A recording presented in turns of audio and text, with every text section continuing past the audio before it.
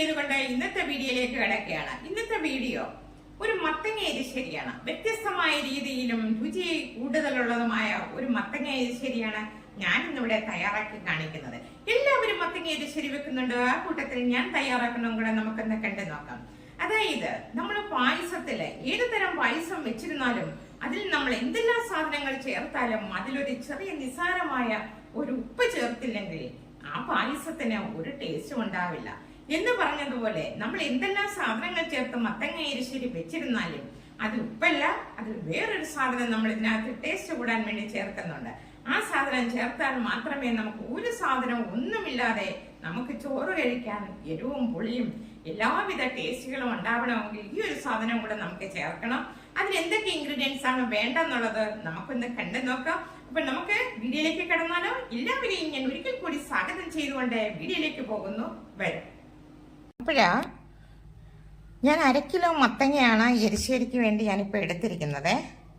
അപ്പം നമുക്ക് ഞാനിതെല്ലാം കട്ട് ചെയ്തെടുത്തിട്ട് തിരിച്ചു വരാം. ഓക്കെ, പയർ ഞാൻ ഇത്ര എടുത്തിട്ടുണ്ട്. ഇത് വൻപയറും മത്തങ്ങയും കൂടെ ഞാൻ സെപ്പറേറ്റ് ആണ് ഞാൻ വേവിക്കുന്നത്. രണ്ടിൻ്റെയും കൂടെ വേവ് തമ്മിൽ എനിക്ക് കറക്റ്റായിട്ട് അറിയില്ല. അതുകൊണ്ട് ഞാൻ രണ്ടായിട്ടാണ് ഞാൻ വേവിക്കുന്നത്. എന്നിട്ട് തിരിച്ചു വരാം.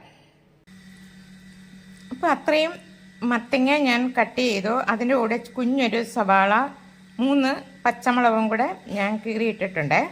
ഇനി ഇത് ഞാൻ കുക്കറിലിട്ട് ഞാനൊന്ന് വേവിച്ചിട്ട് തിരിച്ചു വരാം. ഞാൻ എല്ലാം സെപ്പറേറ്റ് ആയിട്ടാണ് വേവിക്കുന്നത്. ഇത്രയും വേവിച്ചിട്ട് തിരിച്ചു വരാം. ഓക്കെ, ഞാൻ കുഞ്ഞു കുക്കറിലാണ് ഞാൻ മത്തങ്ങ കട്ട് ചെയ്തു, ഇതിലിട്ടു. ഇനി ഞാൻ 1 ഗ്ലാസ് വെള്ളം ഇതിലേക്ക് ഒഴിക്കുകയാണ്. ഇനി ഇത് വേവിച്ചിട്ട് തിരിച്ചു വരാം. ഓക്കെ,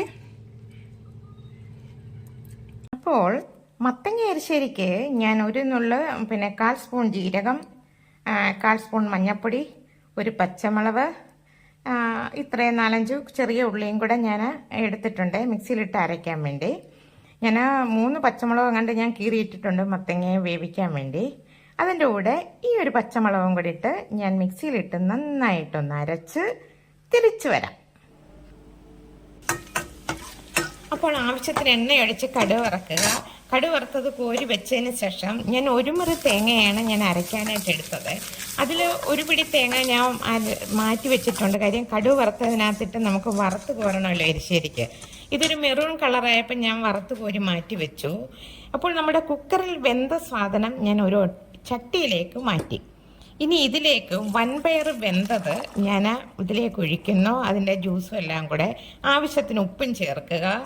എന്നിട്ട് ഇതൊന്ന് നല്ലപോലെ ഒന്ന് മിക്സ് ചെയ്തതിന് ശേഷം അരച്ച് വെച്ചിരിക്കുന്ന അരപ്പ് ഇതിലേക്ക് ഒഴിക്കുക. ആവശ്യത്തിന് ഉപ്പ് നിങ്ങൾ ചേർത്തോണം. നിങ്ങളുടെ ആവശ്യത്തിനനുസരിച്ച് സാധനങ്ങളെല്ലാം വൻപയറായാലും എല്ലാം നിങ്ങളുടെ ആവശ്യാനുസരണം ചേർത്തോണം. എന്നിട്ട് ഇനി ഈ അരപ്പ് തിളച്ച് നല്ലതുപോലെ ഒന്ന് തിളയായി കഴിയുമ്പോഴത്തേക്ക് അതിനകത്തേക്ക് നമ്മൾ ഇതിനാവശ്യമുള്ള ഒരു രുചിക്കൂട്ടുണ്ടല്ലോ, അതിന് ഞാൻ 2 ടൊമാറ്റോ, ചെറിയ 2 ടൊമാറ്റോ അതിൻ്റെ സ്കിന്ന് കളഞ്ഞ് എണ്ണയ്ക്കകത്ത് നല്ലതുപോലെ താളിച്ച് മാറ്റി വെച്ചിരുന്നു. അത് ഇതിലേക്ക് മിക്സ് ചെയ്യുമ്പോൾ നല്ലൊരു ചെറിയ പുളിയും എല്ലാം ആകുമ്പോൾ നല്ലൊരു രുചിക്കൂട്ടാണ്. അപ്പോൾ ഇനി ഞാനിതൊരു പാത്രത്തിലേക്ക് ചേഞ്ച് ചെയ്യുകയാണ്.